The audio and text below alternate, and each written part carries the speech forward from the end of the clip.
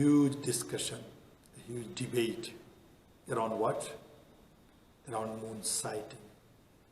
Although the coronavirus limited us to our home, we are staying at home, and at least in the beginning of Ramadan, we will not be able to come to the masajid, but still we will be having this discussion and debate over the social media and here and there.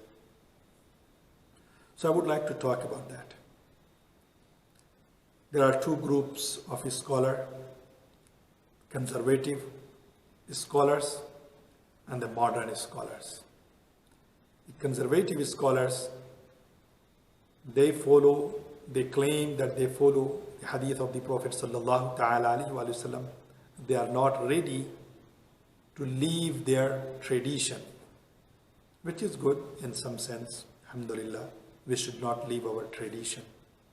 The modern scholars, they try to explain each and everything without a spirit of the hadith and the Quran. They want to go away from the spirit of Quran and hadith of the Prophet sallallahu ta'ala alayhi wa sallam. So they both are on two extremes. The modernists are here and the traditionalists are there. So two extremes. I would like to present here a hadith and then I will come to the issue. Rasul sallallahu ta'ala alayhi wa sallam says, as it's mentioned in Sahih Bukhari, لا تصوموا حتى تروا الهلال ولا تفطروا حتى تروه فإن غم عليكم فاقدروا له. Don't start fasting until you see the moon. Don't break your fast until you see the moon. So on the basis of this hadith, and there are many more ahadith in this meaning in Sahih Bukhari, Sahih Muslim and other books of ahadith, on the basis of this hadith, the traditionalists, they say we must see the moon by our own eyes. On the other hand, the modernists, they say we have to translate this hadith in the meaning of knowledge. Ra'a, taraw, ra'a, ru'ya, meaning the knowledge. So if you have the knowledge of moon, whatever way, using this scientific methodology or calculation methodology, it's fine. We are not required to see the moon. And as a result, seeing moon is not ibadah. It's not a worship. Therefore, we are not required to look at the moon or look for the moon or see the moon in the beginning of the month of Ramadan. No, not at all.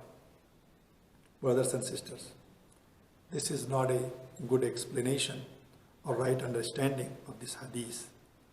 We cannot translate this word here in this context of the month of Ramadan. We cannot translate this word ruya to the meaning of knowledge. Of course, I'm aware of the meaning of ruya is knowledge or ilm, but that has the different context. Here in this hadith, in another narration, clearly the Prophet sallallahu ta'ala alayhi wa sallam said, فَإِنْ غُمَّ عَلَيْكُمْ, if there is a cloudy, غُمَّ, you cannot translate غُمَّ if your knowledge is covered. You cannot translate. If you read this hadith, taking the meaning of knowledge, لا تصوموا حتى تروا الهلال. Now you're reading this hadith, لا تصوموا حتى تعلموا الهلال. Don't fast until you know the moon. You cannot translate. But if you translate this way, then the next would be فَإِنْ غُمَّ عَلَيْكُمْ أي فَإِنْ غُمَّ عَلَى عِلْمِكُمْ. If your knowledge is covered. That doesn't make sense. Therefore, in this hadith particularly I'm talking, we cannot translate this hadith to the meaning of knowledge. The meaning is still the ru'ya, seeing.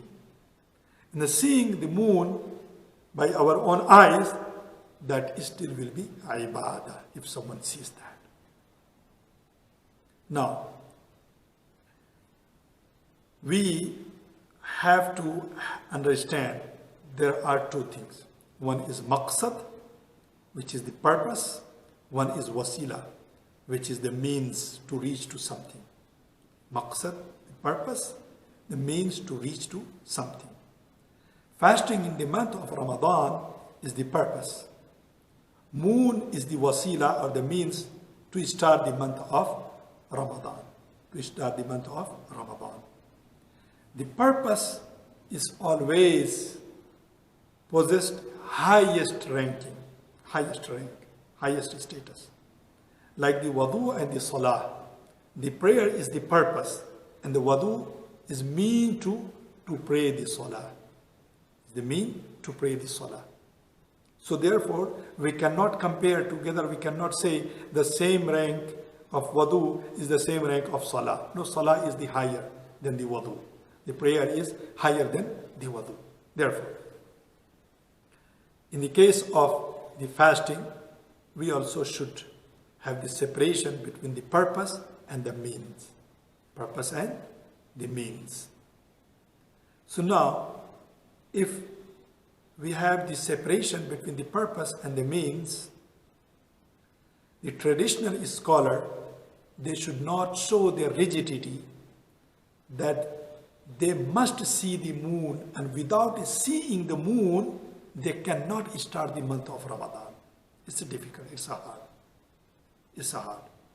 And the modernist cannot say that we reject to see the moon because seeing moon is not ibadah.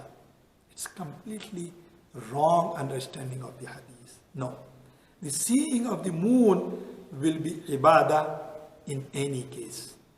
Whatever your situation is, wherever your situation is, whatever your situation is, wherever you are. If you can see, if there is no cloud, you should try to see the moon. And the traditionalists, they also accept this reality that the scientific methodology or the calculation methodology is on its peak. Calculation is so advanced these days. It's not as it was at the time of the Prophet sallallahu ta'ala alaihi wasallam. So the traditionalists, they must ask the help from the scientific methodology, and they take the assistance from the calculation methodology.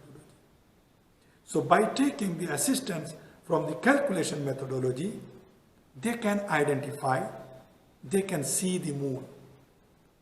And the modernists, they should not reject seeing the moon, they should use this methodology, and they should believe that seeing methodology for seeing the moon from our own eyes is ibadah. So by this way, we both can come together an agreement. Ibadah, the worship, following the sunnah of the Prophet alayhi salam, and at the same time asking the help from the modern science, modern methodology, using the means of the world. May Allah subhanahu wa ta'ala protect us and keep us away from meaningless discussion. Keep us away from meaningless discussion. And give us tawfiq to fast in the month of Ramadan, to respect the entire month of Ramadan wherever we are. هذا بالله التوفيق والسلام عليكم ورحمة الله وبركاته.